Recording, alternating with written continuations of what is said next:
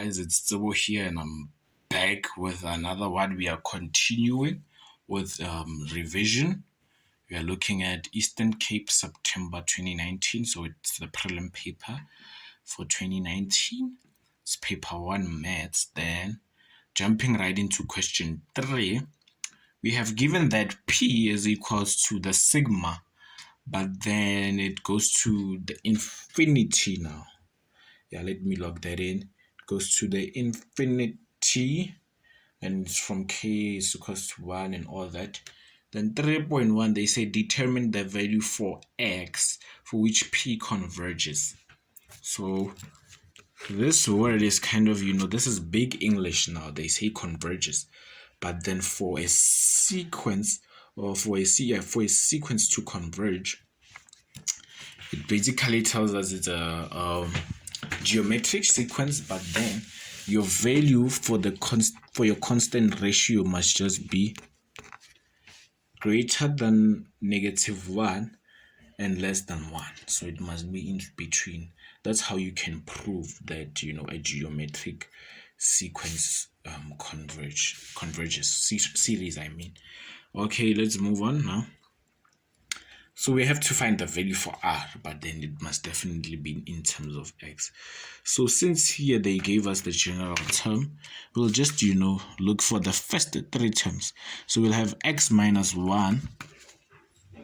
We'll come here and say x minus 1. Since k starts from 1, wherever we see k, we put 1, right? So x minus 1 to the power of 2 now. Then x minus 1 to the 3rd power. Okay, we have the first 3 terms, and to find r, it's easy. You just have to take your second term divided by your first term. So having x minus 1 all squared all over x minus 1, right, to the 1st power. So now it takes us back to laws of exponents, whereby if I'm dividing exponents with the same bases, I have to keep my base. So this is my whole base. This whole bracket is my base. Then I subtract my exponents. So 2 minus 1 will give me 1. So my value for r is just x minus 1, right? So I go back to that formula, or that, sequence, that restriction here. And with r, I substitute the value that I have found for r, right? And here it is. And then I'm looking for x alone. So for me to get rid of x here, I must add 1. And since I have 2, since I have 2 values here, 2 intervals, I have to add 1 on both of them. So I'll come to this side and say 1 plus 1. And I'll come this side and say minus 1 plus 1. So I'll have x must be less than 2, but must be greater than 0. Then that's your final answer. Hope it makes sense. Moving on to 3.2, it says calculate the value for p when x is equals to 2 over 3. So don't forget that p is everything that comes this side, on the left-hand side of this equation. So since we have an infinity, so we have to calculate the sum to infinity, right? Because it converges. If a geometric sequence converges, then you have a sum to infinity, and the formula is just a is over divided by 1 minus r. All right, but then we have found our value for r in terms of x, which was just x minus 1.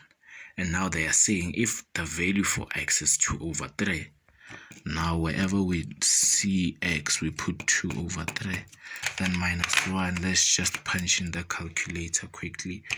2 over 3 minus 1 will give us -1 over 3. So this is our value for r. Now looking for the value for a is still x minus 1, right? So a will also be -1 over 3. Now we can substitute in our formula. So for a, we have negative 1 over 3 divided by 1 minus negative 1 over 3. So just be careful of the double negative there.